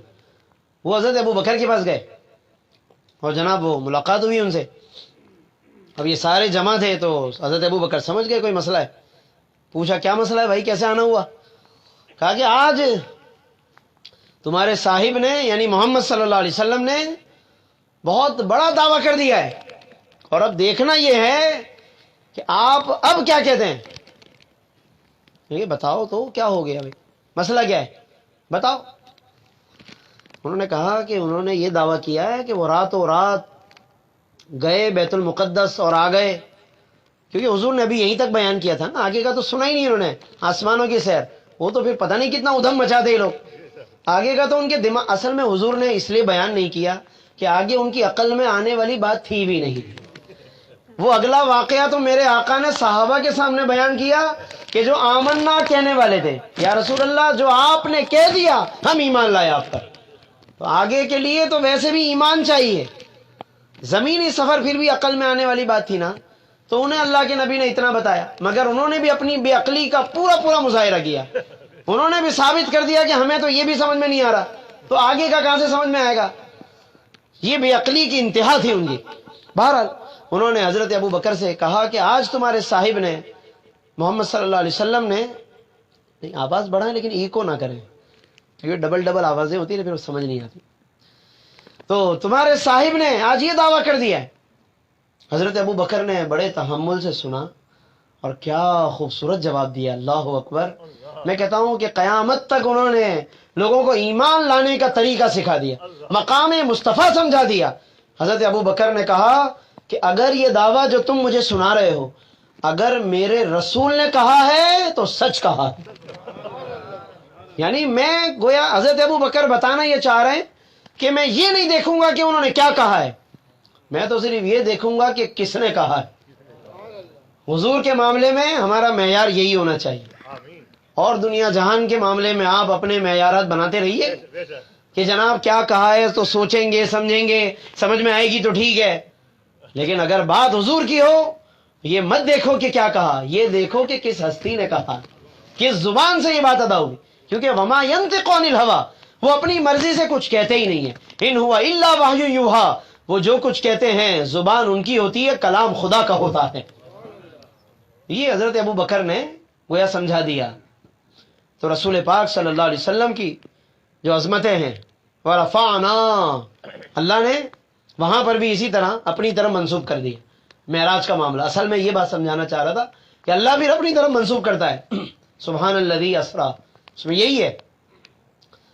حضور علیہ السلام کی عظمتوں میں آپ کو یہ بات واضح ملے گی کہ اللہ اپنی طرف منسوب کر لیتا ہے, تاکہ کسی کو بھی اگر کوئی اعتراض ہو تو بات اللہ سے کرے. وہ معراج کے معاملے میں بھی اللہ نے یہی کہہ دیا, سبحان الذی اسرا, پاک ہے وہ رب جس نے اپنے بندے کو سیر کرائی. تو گویا فرما دیا سیر ہم نے کرائی ہے, جس کو کوئی مسئلہ ہے ہم سے بات کرے. یہ اشارہ ہے. ورفعنا میں بھی ایسا ہی ہے, یہ ذکر ان کا ہم نے بلند کیا ہے, ان کا ذکر اسی طرح ہوتا رہے گا. کائنات بدلتی رہے گی, گزرتی رہے گی, ذکر ان کا اسی طرح چلتا رہے گا. تو یہ اللہ اسی طرح اپنی طرف اپنے محبوب کی عظمتوں کو منسوب کر لیتا ہے. تو بات یہ ہے کہ اللہ نے ہی انہیں رفتیں عطا فرمائی. اور ورفعنا پہلے سے, یعنی رفتیں پیارے مصطفیٰ ہم نے آپ کو پہلے سے عطا فرمائی. اور اس سے بھی اگلا لفظ دیکھیے آپ, کیا کمال ہے. اللہ اپنے محبوب کے لیے کیسے کیسے چن کر اپنے محبوب کے لیے لفظ لاتا ہے کہ تاکہ حضور کی عزت و عظمت لوگوں کے ذہنوں میں نقش ہو جائے. اب یہ بھی ایک اور نئی بات میں عرض کر رہا ہوں, آپ کے لیے معلوماتی بھی ہوگی, فائدہ بھی ہوگا. اور اس سے وہی بات کہ جو میں نے عرض کی تھی کہ نا قرآن اس انداز سے غور کریں, قرآن کا مطالعہ اس انداز سے کیا کریں. ابھی اگلا لفظ ہے ورفعنا کے بعد ہے لکا, اور اس میں بھی 2 حرف ہیں, لام اور کاف. ایسا ہی ہے نا, پڑھتے ہوئے بھی اندازہ ہو رہا ہے نا آپ کو, لکا, لام اور کاف. میں اس میں سے بھی ایک لفظ چھوڑ رہا ہوں, صرف ایک پر آ جائیے, لام پر. میں صرف اس کی شان بیان کر رہا ہوں جو علماء نے لکھی ہے کتابوں میں. تفسیر قرآن پڑھیے آپ, وہاں پر آپ کو گہرائی پتہ چلے گی کہ اللہ کے کلام میں گہرائی کتنی ہے. لام, یہ جو لام ہے نا یہاں پر, ورفعنا لکا میں لام, میں صرف اس کی بات کر رہا ہوں. علماء نے باتیں تو بہت ہیں کہنے کو, لیکن میں صرف 2 باتیں عرض کر رہا ہوں. علماء فرماتے ہیں عربی میں, عربی زبان میں لام جو ہے خاص طور پر 2 مطلب کے لیے آتا ہے, 2 مفہوم کے لیے آتا ہے. نمبر 1 تملیک کے لیے. تملیک کہتے ہیں مالک بنانا. جب آپ کسی کو کسی چیز کا مالک بنا دیں تو کہتے ہیں کہ عربی میں لام اس معنی کے لیے آتا ہے. میں آپ کو مثال دے دیتا ہوں قرآن سے. ایک اور آیت اللہ فرماتا ہے للہ ما فی السماوات و ما فی الارض, آسمان و زمین میں جو کچھ بھی ہے سب کا سب کس کی ملکیت ہے, للہ. لام آ گیا, للہ. اللہ کے ساتھ لام ہے تو للہ ہی پڑھتے ہیں اس کو. تو لام نے ملکیت کا مفہوم بتایا کہ جو کچھ بھی آسمان و زمین میں ہے سب کا سب اللہ کی ملکیت ہے. یہ ہو گیا ایک مطلب ہو گیا ہے لام کا, ٹھیک ہے. اب آئیے دوسرا مفہوم, اس کے بعد پھر ہم آئیں گے ورفعنا لکا پہ, پھر یہ دونوں مطلب سمجھ میں آئیں گے. اب آئیے ذرا دوسرا مطلب دیکھیے آپ. لام کا ایک اور مطلب ہے عربی میں بڑا اچھا, اور وہ ہے کسی کی خاطر, کسی کی رضا کے لیے, کسی کی خوشی کے لیے کوئی کام کرنا، اس کے لیے بھی عربی میں لام آتا ہے. جیسے قربانی جب کرتے ہیں نا ہم بقرعید میں تو کیا پڑھتے ہیں؟ ان صلاتی ونسکی ومحیایا ومماتی للہ رب العالمین. لام آ گیا. میری نماز، بے شک میری نماز، میری قربانی، میرا جینا، میرا مرنا، سب کا سب للہ رب العالمین. کس کے لیے ہے؟ اللہ ہی کی خاطر ہے، اللہ ہی کی خوشی کے لیے ہے. یعنی یہ قربانی میں نے اللہ کی رضا کے لیے کی. تو لام کا ایک مطلب ملکیت تھا، للہ ما فی السماوات، وہ الگ آیت میں نے پڑھی. لام کا ایک مطلب کسی کی رضا کے لیے کوئی کام کرنا، وہ الگ آیت ہے قرآن کی. یہ دونوں مطلب الگ الگ تو ہیں قرآن میں، لیکن جب بات مصطفیٰ کی آئی تو ورفعنا لکا میں اللہ نے دونوں باتیں جمع فرمائی. وہاں مالک بنانے کا مفہوم کر لو تب بھی آیت ٹھیک رہے گی، وہاں راضی کرنے کا معنی کر لیں تب بھی آیت کا مفہوم ٹھیک رہے گا. کیسے؟ اب آئیے ذرا، اب ہم اس کو کھولتے ہیں اور حضور علیہ السلام کی پھر زندگی کو دیکھیے آپ. تو یہ بات ایسی زبردست خوبصورت ہو جائے گی کہ آپ کو اندازہ ہو جائے گا کہ واقعی قرآن کا مطالعہ اس انداز سے کرنا چاہیے تاکہ ہمیں مقام مصطفیٰ کا پتہ چلے. اب آئیے ذرا لام کا پہلا معنی لے لیجیے آپ. لام کا پہلا معنی ہے کسی کو مالک بنانا. علماء فرماتے ہیں کہ اگر ورفعنا لکا میں لام کا وہ والا معنی لیں تو اب آیت کا مفہوم یہ ہوگا، اے محبوب ہم نے آپ کے ذکر کو بلند کر دیا، اور صرف بلند نہیں، لکا میں لام بمانا مالک بنانا. اے مصطفیٰ ہم نے ان رفتوں کا آپ کو مالک بنا دیا ہے، اب آپ جسے چاہیں بلندی عطا فرما سکتے ہیں. یہ اللہ نے مالک بنا دیا. اور حضور نے پھر اس کو کیسے استعمال کیا؟ جب کوئی مالک بنتا ہے کسی چیز کا، اختیار آ جاتا ہے تو پھر وہ استعمال بھی تو کرتا ہے نا. اب حضور نے اس کو کیسے استعمال کیا کہ اللہ نے مالک بنا دیا، مالک رفت ہو گئے، مالک عظمت ہو گئے. اب وہ لکام لام کی وجہ سے ہوا یہ سب کچھ. اب حضور استعمال کیسے کر رہے ہیں؟ اب آپ دیکھیے، حضور جب استعمال کرنے پر آئے فرمایا ابو بکر تم جنتی ہو، عمر آپ جنتی، عثمان آپ جنتی، علی آپ جنتی، عبد الرحمن بن عوف آپ جنتی، سعید بن زید آپ جنتی. ایک ایک کا نام لے لے کر اللہ کے نبی نے ایک ہی نشست میں 10 صحابہ کو جنت عطا فرمائی. یہ کون دے سکتا ہے؟ جو مالک ہوگا وہی بانٹے گا نا. جب اللہ نے اسے اختیار دیا ہوا ہو تو بانٹے گا نا. اللہ نے ورفعنا لکا میں لام لا کر نبی کو مالک عظمت بنا دیا، اور عظمت و رفت میں سب سے بلندی جنت کی ہے. تو نبی نے وہ جنت بانٹ کر بتا دیا کہ جب میں اتنی اونچی چیز کا بھی مالک ہوں تو باقی چیزوں کا کیا کہنا، باقی چھوٹی موٹی چیزوں کا کیا کہنا. اللہ نے تو مجھے یہ تک مالک بنا دیا ہے. حسن و حسین کو فرمایا جنتی نوجوانوں کے سردار ہو، بی بی فاطمہ کو فرمایا جنتی عورتوں کی سردار ہو. یہ جنت کی تقسیم کس طرح فرما رہے حضور علیہ السلام. یہ ہے آپ صلی اللہ علیہ وسلم کا انداز تملیک، انداز اختیار کہ اللہ نے جب انہیں مالک بنایا تو انہوں نے بانٹ دیا اس کو. اور بھی ایسی بہت سی مثالیں ہیں، واقعات سیرت حضور علیہ السلام کی زندگی میں بے شمار ملیں گے آپ. حضور علیہ السلام کس طرح، سب سے مشہور واقعہ. پھر اس کے بعد میں اگلے مطلب پر آتا ہوں، ایک اور جو لام کا معنی، ایک اور بات عرض کر دوں بس. صحیح مسلم کی حدیث ہے، بڑی ایمان افروز ہے. حضرت ربیعہ بن کعب اسلمی حضور کو فجر میں وضو کراتے تھے. کیا خوبصورت نوکری اور ڈیوٹی ہے سرکار کی بارگاہ میں. کل کی محفل میں آپ نے وہ سنا تھا ہمارے اسلم بھائی کے گھر حضرت ابو ایوب انصاری، جنہیں وہ سعادت ملی کہ وہ جناب حضور کے لیے روزانہ کھانا بنا رہے ہیں، سرکار ان کے گھر میں مقیم ہے. اور اب یہ دیکھ لیں ذرا، حضرت ربیعہ بن کعب اسلمی رضی اللہ عنہ ایک سے ایک عاشق ہے سرکار کی، ایک سے ایک غلام ہے، اور ان کی ڈیوٹی یہ ہے کہ حضور کو وضو کرا رہے فجر میں. ایک دن ذرا دیکھا کہ حضور علیہ السلام کی طبیعت مبارکہ میں خاص قسم کی کیفیت ہے، دریائے رحمت جوش میں ہے. حضور علیہ السلام نے بھی اس خاص دریائے رحمت کے جوش میں، خاص دریائے رحمت کے جوش میں آپ صلی اللہ علیہ وسلم نے خود حضرت ربیعہ سے فرما دیا سل. سل سل کا مطلب ہوتا ہے عربی میں مانگو. یہ تو صحیح مسلم کے الفاظ ہیں، ٹھیک ہے. سل سنن ابو داؤد میں ہے سلنی، مجھ سے مانگو، مجھ سے مانگو. وہ صحابی رسول چاہتے تو کہہ سکتے تھے کہ میں تو اللہ ہی سے مانگوں گا، ہمیں تو آپ نے ہی سکھایا یا رسول اللہ کہ اللہ ہی سے مانگا کرو. تو میں تو جی اللہ ہی سے مانگوں گا، کیونکہ حدیث موجود ہے اس پر بھی کہ جب بھی مانگو اللہ سے مانگو، یہ حدیث ہے باقاعدہ۔ تو اب سوال یہ ہے کہ ایک طرف نبی خود ہی سکھا رہے ہیں اذا سالتا فاسأل اللہ، ترمذی کی حدیث، جب مانگو اللہ سے مانگو، اور یہاں نبی خود کہہ رہے ہیں مجھ سے مانگو۔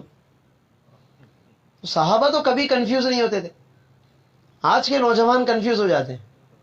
وجہ یہ ہے کہ صحابہ کرام ان روایتوں کا الگ الگ معنی و مفہوم بہت آرام سے سمجھ لیتے تھے کہ یہ روایت ایک خاص معنی میں، یہ روایت ایک خاص معنی میں، اس لیے ان کے ذہنوں میں کنفیوژن نہیں ہوتی تھی۔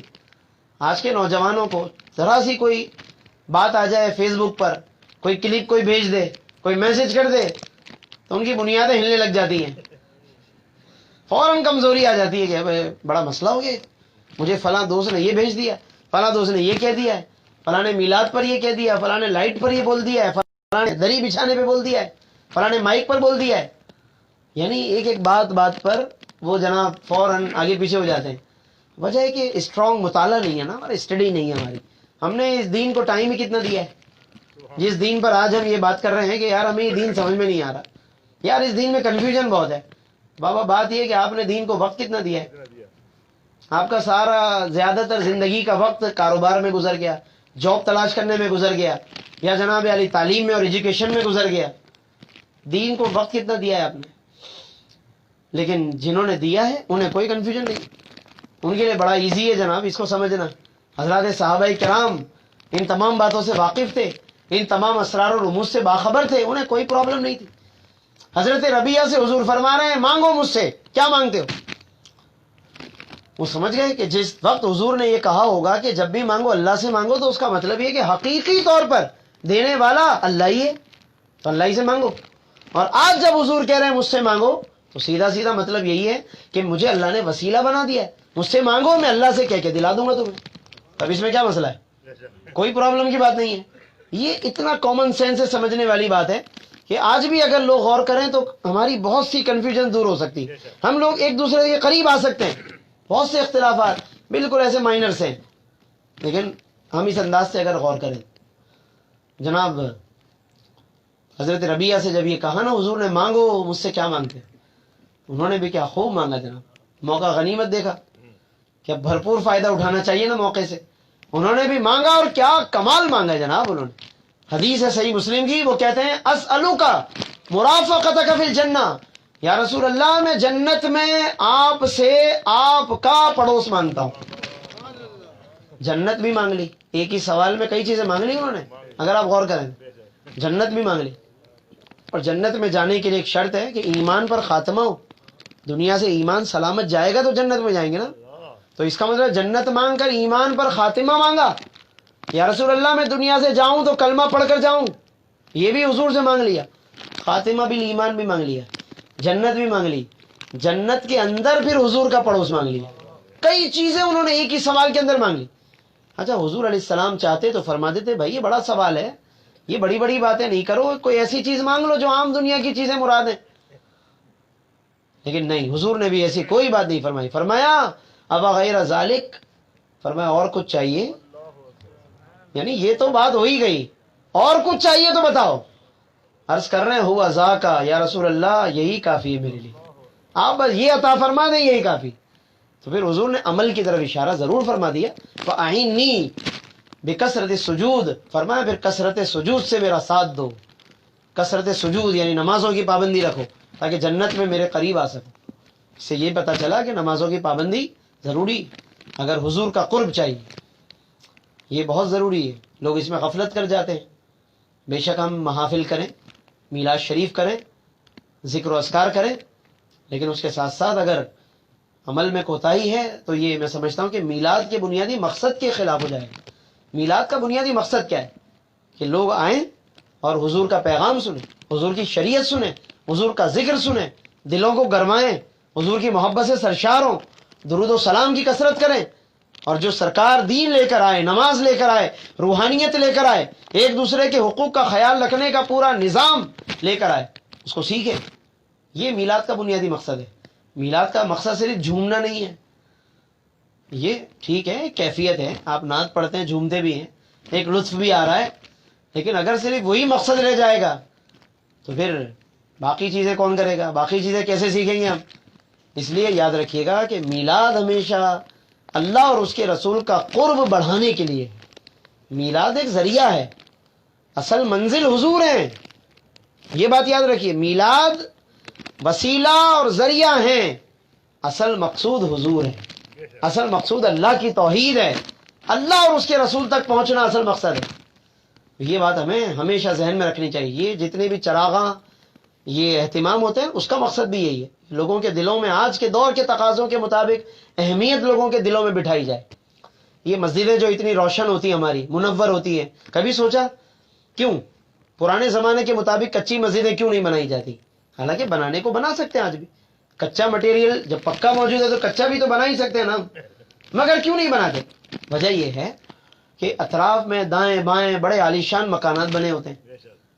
اب ایسے میں بیچوں بیچ جناب اللہ کا گھر انتہائی پز مردہ حالت میں بنا ہوا ہو، انتہائی جناب مردہ حالت میں وہ گھر بنا ہوا ہو کہ جناب اتنے بڑے بڑے گھروں سے لوگ اے سی والے گھر سے نکل کر، بڑے کولنگ والے ماحول سے نکل کر جب مسجد میں آئے تو پتہ چلا جناب چھت ٹپک رہی ہے، نیچے جناب گھاس پھوس بچھائی ہوئی ہے اور پسینہ بہہ رہا ہے.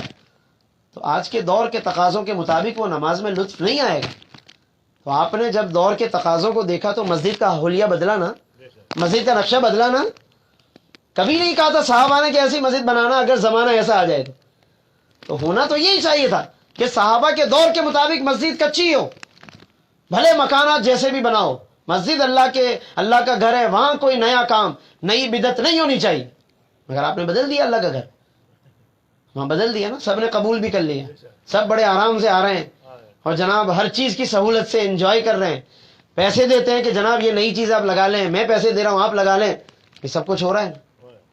تو جب اگر یہ مسجدوں میں ہو سکتا ہے تو میلاد مصطفیٰ میں بھی اگر آج کے زمانے میں ہمارے اس طرح اہتمام کرنے سے دور جدید کے تقاضوں سے لوگوں کے دلوں میں یوں اہمیت بڑھ سکتی ہے تو اس میں کون سی ایسی بری بات ہے؟ مسجدوں میں بھی ہم نے اسی منطق کو استعمال کیا کہ اس طرح سے مسجدیں اگر بنیں گی تو لوگوں میں اٹریکشن پیدا ہوگا. تو اسی طرح یہ سرکار دو عالم کا ذکر بھی، اس کے اندر بھی آج کے دور کے تقاضوں کے مطابق اہتمام ہوتا ہے. مدرسوں میں بھی یہی صورتحال ہے، جامعات میں بھی یہی صورتحال ہے. ورنہ تعلیم جو سنت نبی ہے اس کو پرانے زمانے کے مطابق آپ کیوں نہیں کر رہے؟ ہونا تو یہی چاہیے نا. جب آپ اس بات کے دعوے دار ہیں کہ جناب ہر چیز سنت مصطفیٰ کے مطابق کرو تو پھر جناب تعلیم بھی وہی کر لو، جامعات ساری گرا دو، مدرسے سارے ختم ہو جائیں اور تعلیم بغیر نصاب کے، بغیر ان سہولتوں کے، اللہ کے نبی کے صحابہ کی طرح ایک چبوترے پر جمع ہو جاؤ سارے. صفہ ایک چبوترے کو کہتے تھے نا، تو صفہ کی طرح بنا لو مدرسہ، صفہ کی طرح جامعہ بنا لو، اسکول کالج سب کا سب وہی کر لو پرانا. مگر وہاں بھی سب نے بدعتیں قبول کر لی، ہر مکتب فکر نے بدعت قبول کر لی. تو مدرسوں میں، اسکولوں میں، جامعات میں، مسجدوں میں سب جگہ بدعت قبول کر لی. تو میں سمجھتا ہوں بہت چھوٹا ہی جھگڑا رہ گیا ہے میلاد پر. باقی سب جگہ تو آپ آ ہی گئے ہیں، باقی سب جگہ لوگ ایک دوسرے کے قریب آ چکے ہیں. شاید یہ بھی 2-4 برسوں میں انشاءاللہ یہ بھی کچھ چھوٹی موٹی رہ گئی ہیں باتیں تو یہ بھی ختم ہو ہی جائیں گی. تو بہرحال یہ میں نے مثالیں اس لیے عرض کی کہ ذہنوں میں اگر کوئی کنفیوژن ہو تو دور ہو جائے. یہ زمانے کے تقاضوں کے مطابق چیزیں بدل سکتی ہیں، اس میں کوئی ایسی بات نہیں ہے، اس میں کوئی طریقہ مخصوص نہیں کیا گیا تھا، لوگوں کے حالات پر، کیفیات پر اس کو چھوڑ دیا گیا. اس لیے اس میں کوئی ایسی پریشانی والی بات نہیں ہے، کوئی ایسی بات نہیں کہ جو کوئی بہت بڑا جس کو ہم سمجھیں، کوئی بڑا سوال سمجھ کر اس کو پیش کریں. یہ بہت چھوٹی چھوٹی باتیں. اصل توجہ ہماری مقصد پر رہنی چاہیے اور وہ مقصد ہے درود و سلام کی کثرت، نمازوں کی پابندی، اللہ اور اس کے رسول کی اطاعت. اور تب جا کر کے ہم ورفعنا لک ذکرک کے جڑ پائیں گے. اب آئیے بس اختتام میں کر رہا ہوں بات کا، ایک بات رہ گئی ہے، لکا میں لام کا ایک اور معنی رہ گیا ہے. شاید آپ لوگ بھول گئے ہو لیکن مجھے یاد ہے کہ لکا کا ایک لام تھا ملکیت کے معنی میں، اللہ نے وہ مالک بنا دیا، انہوں نے کس طرح جنت تقسیم فرمائی. اب آئیے ذرا ایک اور معنی ہے، بس اسی پر پھر میں یہ نصیحتیں کرتا ہوا بات کو اپنی مکمل کروں گا. لام کا ایک معنی میں نے عرض کیا، دوسرا معنی ہے کسی کی رضا کے لیے کوئی کام کرنا. جیسے آپ نے آیت سن لی، ان صلاتی و نسکی، کہ ہماری نماز، قربانی سب کا سب اللہ کی رضا کے لیے. تو اگر ورفعنا لکا میں یہ معنی کر لیں آپ تو علماء فرماتے ہیں کہ پھر مفہوم یہ ہوگا کہ ورفعنا لک ذکرک، اے محبوب ہم نے یہ ذکر آپ کا بلند کیا ہے، آپ کی رضا کے لیے کیا ہے. پھر آیت کا یہ مفہوم ہوگا، اے محبوب ہم نے آپ کی رضا کے لیے کیا ہے. یعنی اللہ بھی اپنے محبوب کی رضا چاہتا ہے. بعض لوگوں کو ذہن میں یہ بات اترتی نہیں ہے کہ یہ کیسے ہو سکتا ہے, اللہ تو اللہ ہے بھائی, وہ کسی کی رضا کیوں چاہے گا؟ تو یہ محتاجی کے معنی میں نہیں. جیسے ہم اور آپ کسی کی رضامندی چاہ رہے ہوتے ہیں تو ہماری مجبوری ہوتی ہے, ہماری محتاجی ہے کہ بھائی کیا کریں, مجبور ہیں, اس کی رضا کے لیے کرنا اللہ کے لیے یہ مجبوری کے معنی میں نہیں کہہ رہا میں, یہ میں قرآن کی روشنی میں بات کر رہا ہوں. ورفعنا لک ذکرک, اے محبوب ہم نے آپ کی رضا کے لیے ذکر بلند کیا. اب آپ اگر قرآن سے ہی سمجھنا چاہتے ہیں آئیے سورہ والضحیٰ میں آئیے. اللہ فرماتا ہے وَلَسَوْفَ يُعْطِيكَ رَبُّكَ فَتَرْضَىٰ, اے محبوب آپ کو رب اتنا عطا کرے گا کہ آپ راضی ہو جائیں گے. اور ابھی سورہ طٰہٰ کی بھی آیت یہی تھی, فَسَبِّحْ بِأَطْرَافِ النَّهَارِ لَعَلَّكَ تَرْضَىٰ, آپ تسبیح اس لیے کیجئے محبوب کہ آپ راضی ہو جائیں. فَلَنُوَلِّيَنَّكَ قِبْلَةً تَرْضَاهَا, ہم آپ کو وہ قبلہ عطا کر دیں گے جس پر آپ راضی ہیں. یہ کوئی ایک جگہ تھوڑی ہے قرآن میں, یہ تو بار بار ہے. ہم نے قرآن کبھی اس نیت سے پڑھا ہی نہیں, کبھی اس نظر سے سوچا ہی نہیں تھا. لیکن اب ضرور دیکھیے گا, اب ضرور سوچیے گا قرآن کو اس نقطہ نظر سے, تو انشاءاللہ بہت سی باتیں ملیں گی آپ کو شان مصطفیٰ کی بھی اور اصلاح احوال کی بھی. تو یہ ایک اور گویا مفہوم آپ کے سامنے آ گیا کہ اے محبوب آپ کی خاطر یہ اللہ نے کیا ہے. اور یہ بالکل وہی مفہوم ہے جو ابھی پڑھا بھی گیا تھا یہ شعر کہ کونین بنائے گئے سرکار کی خاطر, یہ وہی مفہوم ہے. کونین بنائے گئے سرکار کی خاطر اور کونین کی خاطر تمہیں سرکار بنایا, یہ وہی مفہوم ہے. بہرحال اللہ نے ان کی خاطر کیا, ان کے لیے کیا, بہت کچھ کیا. اصل مسئلہ یہ نہیں ہے کہ اللہ نے ان کے لیے کیا کیا کیا, مسئلہ یہ ہے کہ ہم کیا کیا کر رہے ہیں ان کے لیے, اور ہمیں کتنا کچھ کرنے کی ضرورت ہے آقا کے لیے. اللہ نے تو بہت کچھ کیا ہے, سب کچھ اللہ نے کیا ان کے لیے. تو اس لیے سوال یہ نہیں ہے, اور نہ یہ اصل ایشو ہے اس وقت. ایشو یہ ہے کہ ہم کیا کر رہے ہیں. اور اس وقت تو ویسے بھی ضرورت ہے. فرانس کے تناظر میں مغربی دنیا جس طرح جمع ہو کر اللہ کے نبی صلی اللہ علیہ وسلم کو نشانہ بنا رہی ہے, گستاخیاں کر رہی ہے. اب تو ویسے بھی امت میں جھگڑے ختم ہو جانے چاہیے کہ جناب یہ ذکر کرنا ٹھیک ہے کہ نہیں ہے, پرچم اٹھانا صحیح ہے کہ نہیں ہے. میں نے جمعے میں بھی کہا تھا کہ اگر اس وقت یہ جھگڑا رہ گیا نا امت میں کہ یہ پرچم صحیح نہیں ہے, یہ نہیں ہے, وہ نہیں, تو فرانس کے تناظر میں اگر ہم سوچیں تو فرانس بھی نہیں چاہتا کہ یہ پرچم بلند ہو نبی کا. اچھا امت میں بھی جھگڑا ہے کہ پرچم ہونا چاہیے کہ نہیں ہونا چاہیے. فرانس اور مغربی دنیا بھی یہی چاہ رہی ہے پرچم نہ لگے. تو کتنی عجیب بات ہوگی, کتنی عجیب بات ہے یہ کہ وہ بھی یہی چاہ رہے ہیں اور امت میں بھی یہی مسئلہ ہے کہ جناب یہ فلاں کام مت کرو, یہ نہ کرو, وہ نہ کرو. کم از کم اس سال ہم عقائد و جہاں کی محبت میں, ان کے ناموس کی حفاظت میں اور مغربی دنیا کے سامنے کھڑے ہو کر ہم متحد ہو کر اللہ کے نبی کا ذکر مختلف طریقوں سے بلند کریں. بلند تو اللہ نے کیا ہے لیکن ہم اس کا حصہ بنیں. یہ ہمارے لیے میں سمجھتا ہوں کہ بہت بڑی ایک سعادت ہوگی. اور بات یہ ہے کہ ہر سطح پر الگ الگ ذمہ داریاں ہیں, ہر سطح پر الگ الگ ذمہ داریاں ہیں. ہم تو بے بس لوگ ہیں بھائی, ہم عوام ہیں, بے بس ہیں. ہم اپنے طور پر, ہم اپنی سطح پر کچھ کر سکتے ہیں, جو کچھ کر سکتے ہیں وہ ہمیں کرنا چاہیے. ہر ایک کی سطح الگ الگ ہے. کسی نے بڑے اچھے انداز میں یہ بات سمجھائی, کسی نے لکھا کہ وہ ایک مسجد میں صفائی کی ضرورت تھی, خادم شاید اویلیبل نہیں تھا اس وقت, تو قریبی جناب اسی مسجد میں نماز پڑھنے والوں میں ایک نمازی تھے, وہ علاقے کے شاید بڑے ناظم یا کونسلر کوئی تھے. تو انہوں نے خود محسوس کیا کہ مسجد میں صفائی کی ضرورت ہے, تو بڑے اچھے نیک دل آدمی تھے, انہوں نے نماز پوری کی اور اس کے بعد وہ صفائی کرنے لگ گئے.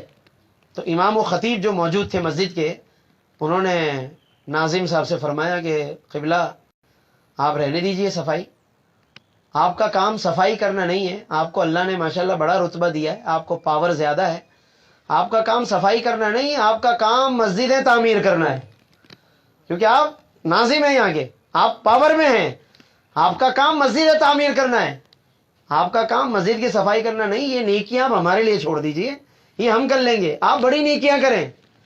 یہ مثال دینے کا مقصد یہ ہے کہ اس وقت جو فرانس کا ایشو چل رہا ہے, اس وقت ہمارے حکمران بھی مذمتی بیانات دینے میں لگے ہوئے ہیں. حالانکہ یہ مذمت وغیرہ کی نیکیاں ہم جیسے عوام کے لیے ہیں, مذمت کی نیکیاں ہمارے لیے ہیں. حکمرانوں کا کام مذمت کرنا نہیں, مرمت کرنا ہے. یہ مرمت کریں, یہ متحد ہو کر ایک ایسا میسج دیں. کیوں یہ میں اس لیے عرض کر رہا ہوں کہ جو گستاخی ہوئی ہے نا فرانس کی طرف سے, وہ ریاستی بنیاد پر ہوئی, حکومت کی طرف سے ہوئی ہے. جواب بھی حکومت کی طرف سے ہونا چاہیے نا، اسلامی حکمرانوں کو اکٹھا ہونا چاہیے. اور باقی ظاہر ہے وہ پتہ نہیں جب تک کریں گے، اللہ انہیں ہدایت دے ان سب کو، تمام امت کے حکمرانوں کی میں بات کر رہا ہوں، اللہ ان سب کو ہدایت دے، انہیں جمع ہونے کی توفیق عطا فرمائے. لیکن ہم عوام الناس اپنے اندر اپنے اپنے سطح پر جو کچھ کر سکتے ہیں وہ ہمیں کرنا چاہیے. اور کم سے کم اس میں سے میں نے شاید ایک اور محفل میں بھی یہ بات کہی ہو نہ کہی ہو، مجھے ایک بات جو بڑی پسند آئی، فیس بک پر شیئر کی کسی نے، فرینچ کٹ، داڑھی کا ایک اسٹائل ہے فرینچ کٹ، یہ خاص فرانس سے ہی منسوب ہے. داڑھی کا یہ ڈیزائن فرینچ کٹ یہ فرانس سے آیا ہے. تو کم از کم میں نے کئی محفلوں میں یہ بات کہی اور بعض جگہ سے بڑا اچھا پیغام بھی آیا، بڑا اچھے میسیج آئے. بعض ایک دو نوجوانوں کا میسیج آیا کہ انہوں نے الحمدللہ توبہ کر لی، حضور کی محبت میں توبہ کی. میں نے وہاں یہ کہا ایک محفل میں کہ کم از کم فرانس سے آپ اس وقت یہ تو ایک میسیج آپ فرانس کے لیے دے سکتے ہیں کہ میں اب تک میں نے زندگی گزار دی جناب فرینچ کٹ کے ساتھ، جس کا تعلق فرانس سے ہے، سیمبل ہے، یہ نشانی ہے وہاں کی.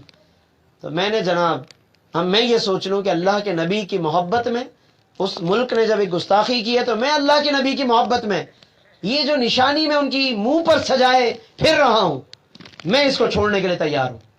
کیا معلوم کہ اللہ کے نبی کو آپ کی یہ ادا پسند آ جائے اور آگے چل کر وہ پورا چہرہ سجانے کی توفیق عطا فرما دے.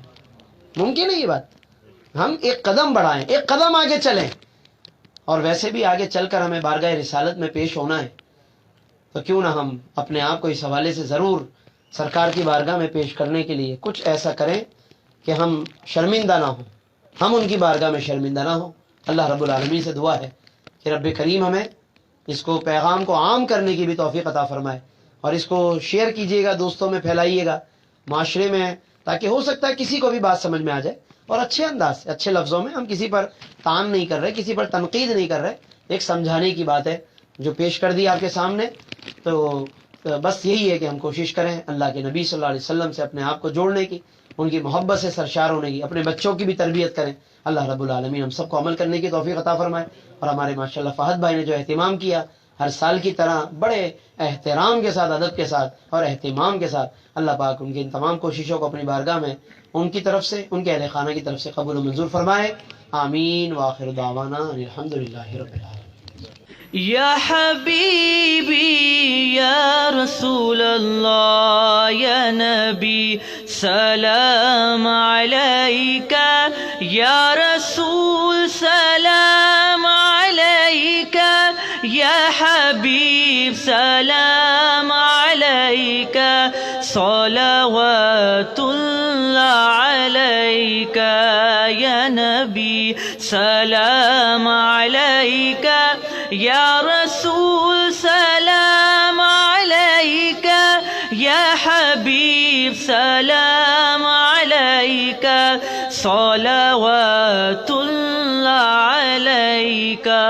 آپ کا تشریف لانا وقت بھی کتنا سہانا، جگمگا اٹھا زمانہ، حوریں گاتی تھی ترانہ.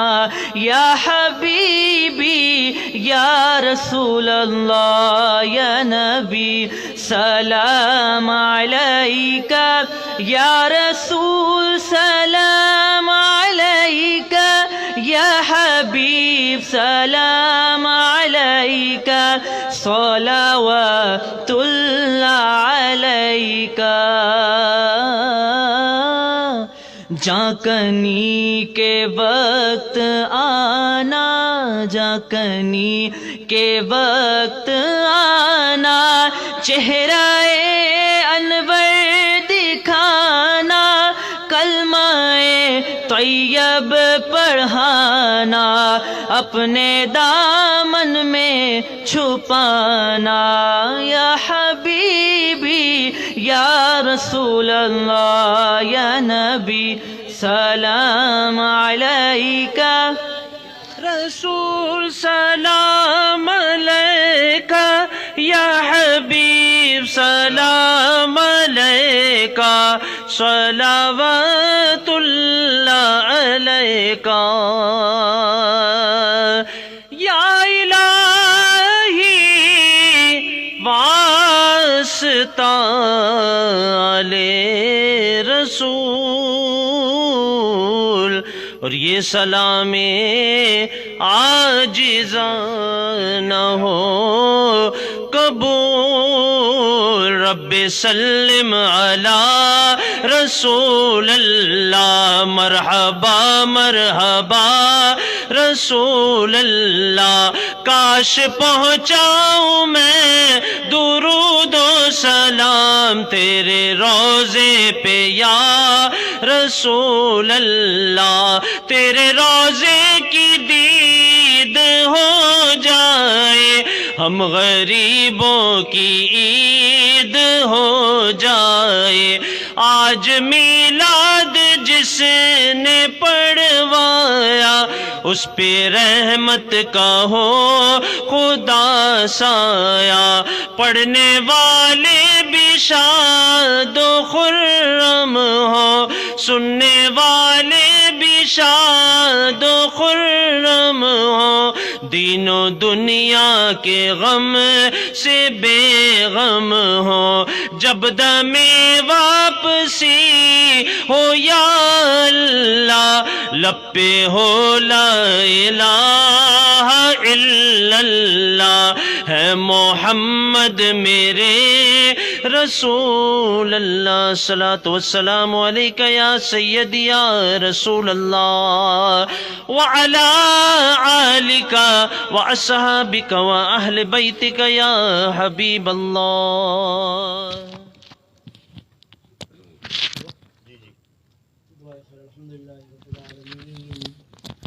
والصلاة والسلام على سید المرسلین۔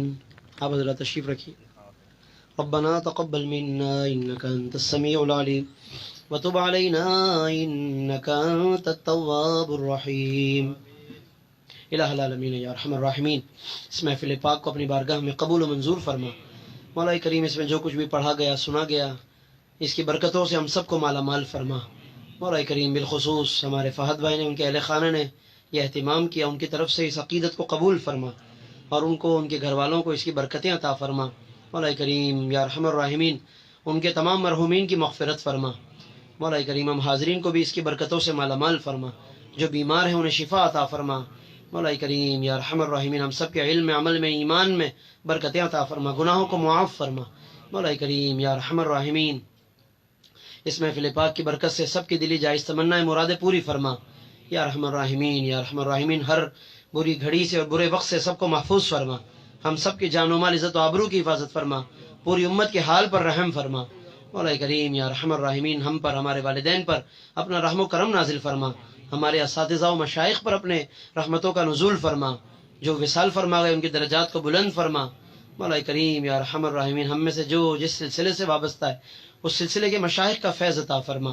مولا کریم یا ارحم الراحمین یا ارحم الراحمین ہم سب کی تمام یہ دعائیں، تمنائیں اپنی بارگاہ میں قبول فرما۔ مولا کریم یا ارحم الراحمین جو کچھ ہم مانگ سکے، جو نہ مانگ سکے، اپنے فضل و کرم سے ہمیں عطا فرما۔